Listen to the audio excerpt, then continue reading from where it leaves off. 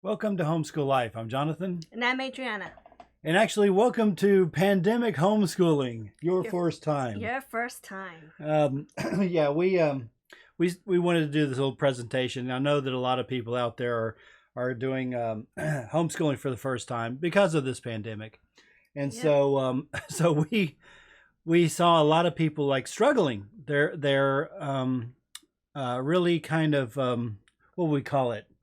They're they're just kind of like having trouble Their, getting started. They're nervous. their approach to homeschooling is kind of similar to the approach to the pandemic when it first started. Oh yeah. They're Going all into the grocery stores and buying all the toilet paper, all the paper towels, everything, and it makes no sense. So now what we have is people struggling to find curriculum. right, they're trying curriculum, what schedule, what must they do? It's the same the pandemic approach to the pandemic, basically. That's right, and it's all this nervousness. Oh, my kid can't get behind. That would be the worst thing ever. So basically, it's you don't want to be like one of these people, okay? You really don't want to do that. You don't want to get caught up under the pressure that school needs to be done and that you need to start the school year at the exact same time that the school system starts their new school year. I mean, why do that? I mean, what for? I mean, what you have to think about is whose expectation are you trying to meet?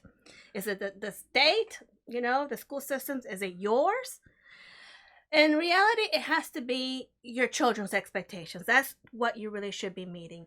I mean, do you actually know what your child wants or expects of this school year because they've had it all this time, the previous years? I mean, have you asked what they expect? Well, with this pandemic that kind of started at the end of February, and the school system kind of stopped, and there's Yes. a lot of kids who were, they just kind of like came home, and it was a really big eye opener for a lot of parents. Yes, we don't want to forget that it hasn't been long ago that there's been like this a sudden sad disruption in their lives, really. Um in other words, it happened more like March that they closed down, and that would be like spring break, three Right. quarters of the way of the school year. And they basically everyone reacted to it, scrambling to figure out how to wrap that up somehow. Right. Well, we made a Okay. suggestion even back then. We made a suggestion to just take some time off, get to know Exactly. your kid, right? Right, because that's really what's important is this is their learning experience. So it should be about them. It shouldn't be about you or whether you meet the state's requirements. I mean, I know there's some things that are by law that you have to follow. Just follow that, but don't go crazy beyond trying to think that you have to do the exact same thing that the schools were doing. You don't have to do that actually. Well, even the schools now, when they're struggling to reopen, Mhm. they don't really have a plan together. It's like some schools, well, we're not going to open until October. Some of them are says we're going to open. We're going to have this crazy system of masks and distancing and barriers, and a lot of parents are saying, I am not going to do any of that.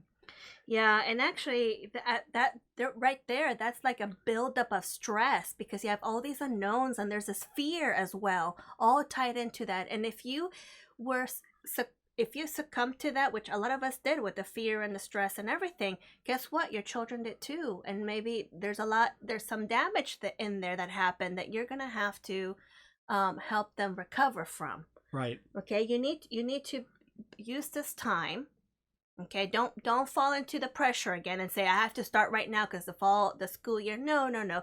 You can actually take a year off. That's how efficient homeschooling is. You can get caught up, but take a year off. If you don't want to do that, take 6 months, 3 months, whatever it takes for you to help your children recover from that. Because your children need you to understand where they are. Well, yeah, and it brings back to the purpose and our core value in homeschool life is getting to know your child. Right, but before we discuss it, I want to really stress, okay, that the thing is with what just happened, children were very much disappointed and disillusioned with how things pretty much happened. Okay, a lot of them were not able to graduate and celebrate their accomplishments. Some of the younger students who were transitioning from different developmental stages, like from elementary to middle school or middle school to high school, didn't get that recognition or celebration, and so there's quite a bit of disappointment and sadness tied to that, and because really it was a sudden and sad disruption in their lives. So that being said, the time needs to be spent to help your children to decompress and de-stress. You need to give them the time to contemplate and think about what it is they want to do with their lives. As a parent, you need to have these type of conversations with them. You need to already have that kind of bond with your children, though, because if you don't have that kind of bond with your children, it's kind of hard to engage them in those kind of conversations. So what we're saying is try to build up that relationship with your kids again. Yeah, you need to connect with your child and with your children just as much as they need to connect with you. So, and the question you have to think is why put all this effort? And the answer to that is you must make that homeschooling experience superior to what any institution can provide. You have to be much better than that. That's why we put all this effort. Even homeschooling taught at a on par level is vastly superior to public school, just on the aspect of efficiency. But what we're trying to really stress is that getting to know your child and getting to make that connection, that really people try to praise teachers about, oh, my teacher was a mentor to me, blah blah blah. Well, that's all well and good, and that actually rarely happens.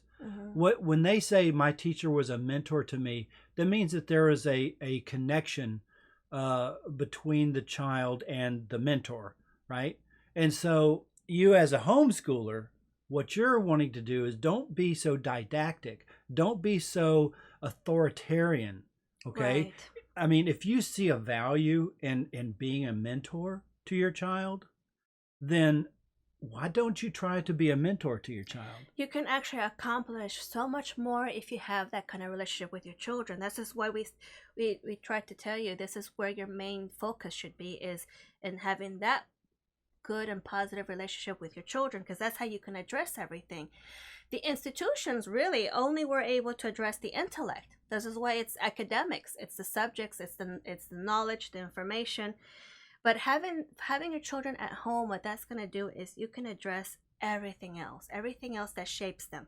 And that is, there's other aspects of the developmental stages that is not just the intellect, but you have the physical, the emotional, the social, and those are very important too. And they never get addressed at the schools. You get to have an impact on their social skills, an impact on their if they have issues physically, something's going on with them, you are there to immediately address those. Right, and you're not there if they're going to public schools, right, to address social concerns, because what actually is happening, their social experiences in school is it's very limited. It's extremely limited. But what happens is it's negative. It's a vast majority of the social experiences is negative, because the other children, they don't know how to socialize either.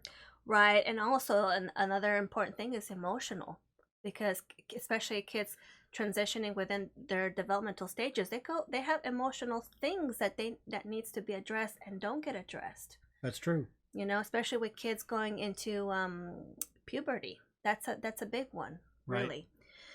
So you may want to ask now, so how do I address the academics then, right?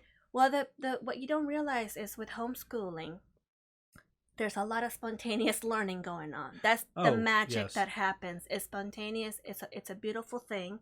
And the thing, and the other thing is, if you basically take your time to get to know your children, and if there's a need or want to say, I want to have my children to also implement some of the academics in their lives. They're interested in it. Then what you do is you need to get your kids to help you with their ideas on how to set up the homeschooling experience. You need to be able to involve them in that process and say, okay, let me find out what you thought about academics from your experiences in school. Tell me the positives and the negatives, and let's see how can we implement the good things at home. Right. And I'm going to digress just slightly from our conversation, and that is like what was the most important thing of you growing up? What was the lesson that you thought was the most important in your life growing up? I mean, I can point to mine. Well, you start because it depends on where you are in the developmental stages. Well, this is true. It all changes. That's why we always stress that that's very important to understand that, because it always changes. Right. So, do you want to share a particular aspect that you were Well, thinking I wasn't of? going to share a specific instance, but just it's not. I was going to share what it wasn't. What it wasn't was, the math lesson or the English lesson. No, it never is. Or even the history lesson. Even though I loved history, those weren't the things. It was the things around those things that mattered.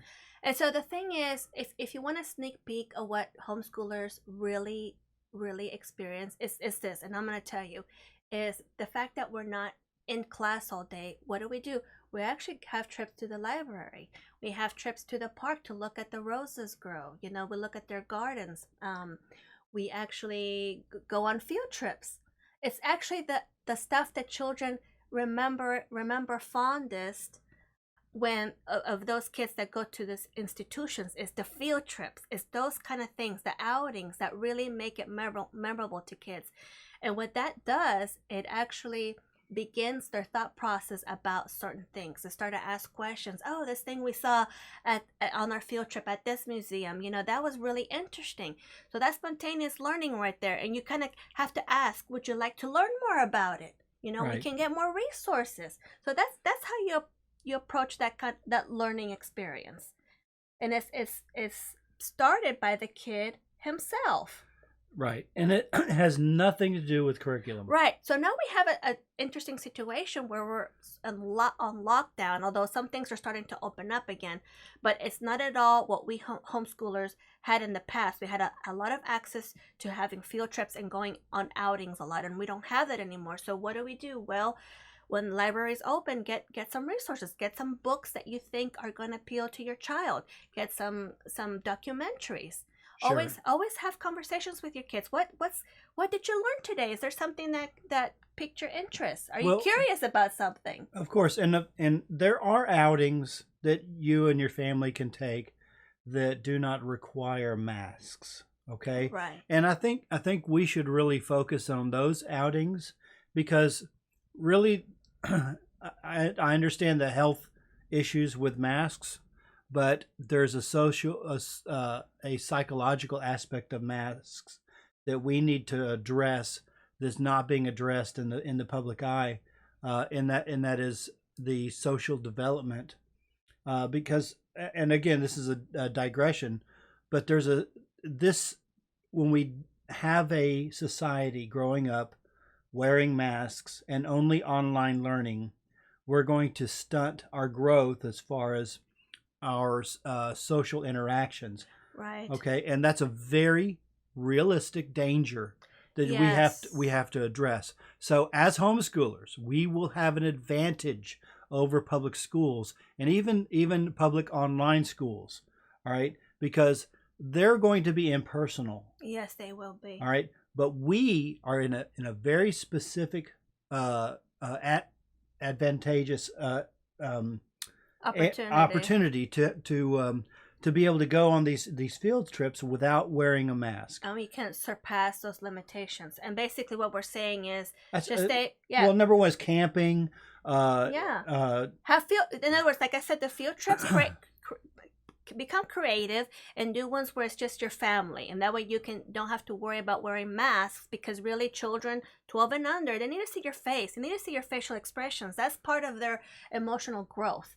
Absolutely. And so the thing is, if you are creative like that and go on very fun outings that actually are part of the learning experience, you're going to see a drastic improvement in your children. They're going to see the year be like, oh my gosh, this is like so much better. And don't be surprised if your kids tell you, you know what, we want to stay home. That's right. Because that's your verification right there that what you did was really awesome. That's right. So so this even staying at home and not having masks. I mean, you can go in your backyard and do things, right? But what you're trying to do is you're trying to address a developmental stage where the child connects with you and your face. Right. And so that's incredibly important. I wanted to bring that up. Good point. And that's what it is. Just use this time. Okay, don't start anything yet. Just use this time to connect and bond with your child. Go have fun. And then when you see that they're not stressed and they're calm and they're finally making this realization, oh, I'm at home, I'm calm, this is wonderful, then you can start asking, the questions. You can engage them and say, hey, you know that normally at this time you would be in school, but we're going to be at home. So how would you like your homeschooling experience to be? Right. And they'll tell you. And you say, should we set up a part in our house so that we can spend a little time? How many parents would actually ask their child, well, how would you like your homeschool experience to be? Exactly. Because I mean, heck, if you go to a restaurant, not many, right? Yeah. Oh, yeah. If you go to a restaurant, and they have, how could we improve our services, right? Because you're listening to the customer. Well, right. Your child is your customer. Exactly. So listen to what they're saying. That should be your first question, is getting feedback first from them. How do you want your learning experience to be like? And the thing is and this follows, shoehorns directly into the next point is you're asking them, how can I be a good homeschool teacher to you? Right. Okay, which shoehorns directly into, how can I be a better parent to you? Right. Yep. And I think that's how you connect. All right. When you as a parent take off that shield that was installed by your parents, this authoritarian shield that prevents you from actually connecting with your children, when you take that off and become vulnerable to them, they will open up to you, and you will have a relationship, and it's a relationship built on trust and empathy and truthfulness and not authority and dictatorial nonsense. Okay, because what you want is you want that relationship to last until your children are adults, right? And they have children of their own, right? Because that's part of your legacy. So let me.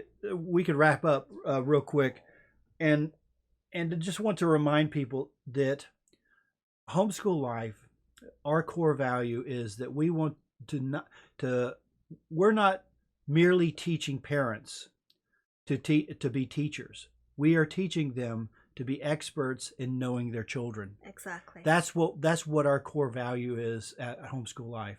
And if this is something that you struggle with, and we can help you with that. So if you need more coaching, then we can help you. So book a session with us, and we can pretty much provide you with the tools that you need to succeed in this endeavor. That's right.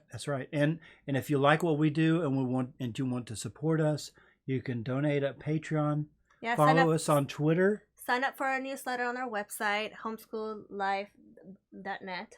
That's right. And also come and join us, Homeschool Life LLC on Facebook. And on our YouTube channel. And just get a hold of us, if you need a coach with us, and we'll be here to help you. Absolutely. Have a good evening. Thank you very much. Bye. Bye.